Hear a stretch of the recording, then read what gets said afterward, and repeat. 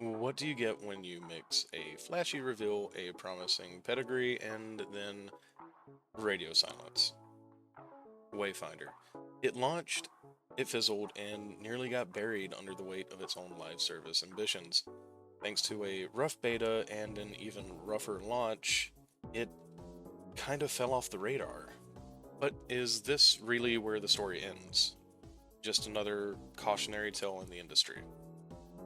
Well, the answer might be a little more nuanced than what you might think.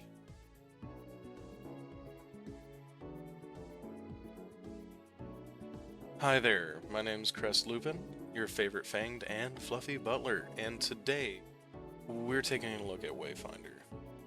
What happened, where it stands now, and whether it's worth your time, or if it's just a relic of hype gone wrong.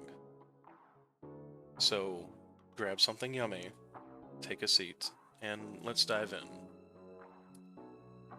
So, let's roll back. What exactly was Wayfinder supposed to be in the first place? What was its identity? At its core, Wayfinder was pitched as an online action RPG. Fast paced, stylish, a shared world full of dungeons, loot, and character customization. Think Destiny meets Warframe, but with a fantasy flavor.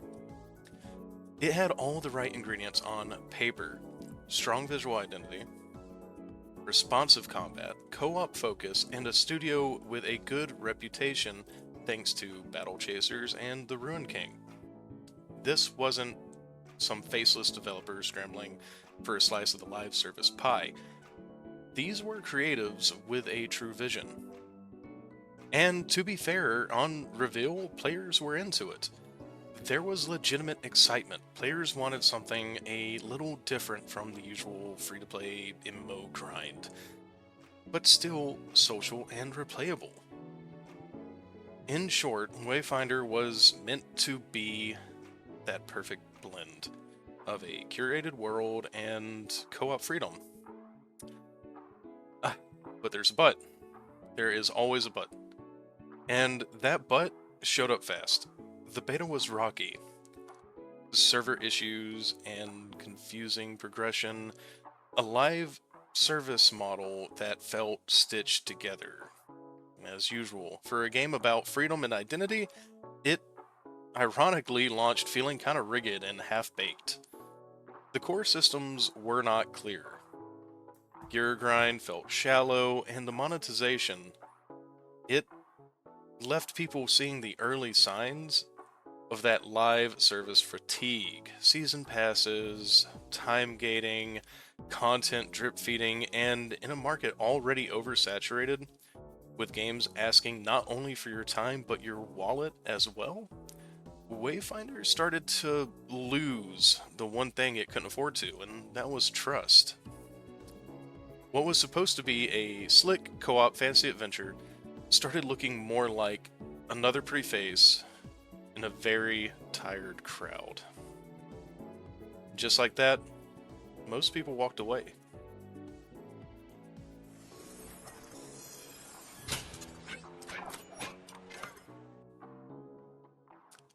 Let's talk about the pivot for Airship Syndicate's oh no moment. The panic behind the curtains. Because believe me, there was one.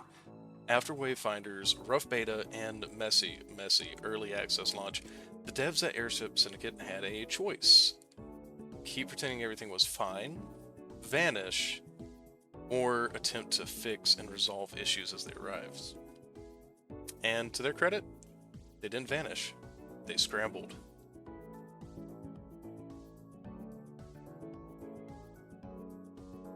But, alas, it wasn't enough. For all the bold moves and course corrections, Wayfinder's second wind hit turbulence fast. Reviews started bombing the game's ratings, players were missing founders packs, the game had crashes, infinite loading screens, and somehow servers too small for a player base it was trying to win back. Connection issues, hard crashes, progress resets, glitched mobs, unkillable bosses. It was like the game couldn't decide if it wanted to live or implode from the inside out. And this wasn't a few edge cases.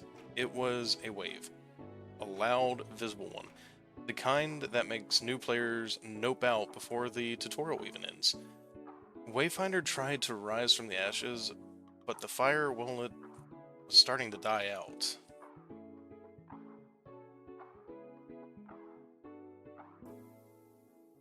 In truth, I believe Wayfinder was a little too ambitious and released way sooner than it needed to into an early access phase. It doesn't matter how strong your vision is, if the game's bones are still fractured, players won't stay just because you say sorry. However, I do believe this is where the nuance starts to come in. This wasn't just bug fixes or patches. The people at Airship Syndicate did something quite different. They decided to take the game in a completely separate direction. And it yet remains if this is going to be enough. So, after the storm, Airship Syndicate didn't just patch the holes, they rebuilt the ship. They took a hard look at what wasn't working and made a bold move to set things right. They transitioned from a live service model to a buy-to-play structure, eliminating the always online requirement. Now you can play solo or with friends in 3-player co-op, no constant internet connection needed.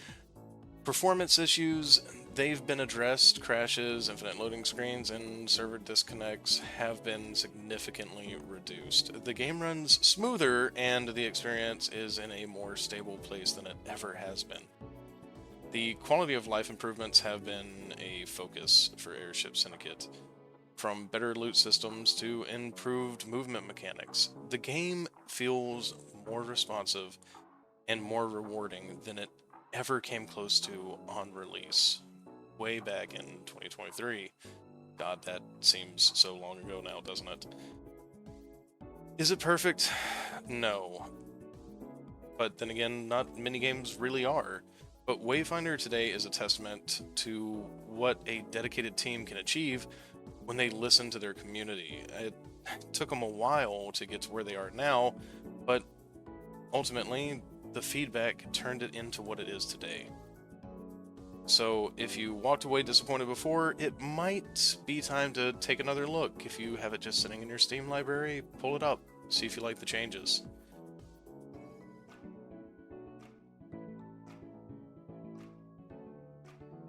So here's my honest score. I'm giving Wayfinder a solid 7, maybe 6.5 out of 10. It's a good game now, and honestly, I think it's become what it always should have been in the first place. The reason it's a 7 and not higher is simple. Wayfinder had potential to be something truly special, but instead of starting with a strong foundation, it launched under a crumbling live service model with a drained budget, muddied its identity, and nearly buried itself alive. What we have now is a game that had to rebuild itself from the ashes, scraping systems, swallowing pride, and choosing a harder path. And no, it might never shine quite as brightly as it could have if it was in this form from day one. But credit where it's due, Airship Syndicate made the right call. And that's more than most studios would have done nowadays. They listened, they fixed, they fought to bring the game back to help it stand on its own legs again. So yes, I believe Wayfinder is now, worth your time and attention. Its systems are solid and replayability is fair, and for the price, it's more than reasonable, I would think. It might not be perfect, but it's real, and in today's market, that's a rare thing. No, hello again. You made it to the end of the video. Second time now. Congratulations. I'm so very proud of you. Now, I do these reviews without really going super deep into the games. I do a lot of research and I do what I can and play what I can within the week's time that it takes me to get the video out. However, I would like to say that I prefer to start doing deep dives for you guys.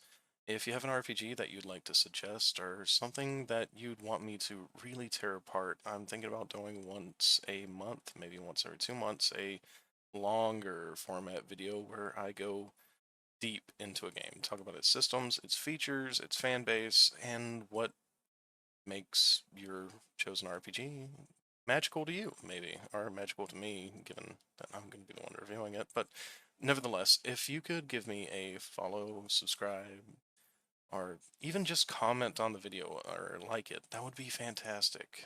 And until next time, I hope you have a fantastic morning, evening, night, whatever it may be, and travel safely, Masters. The den is always open to you.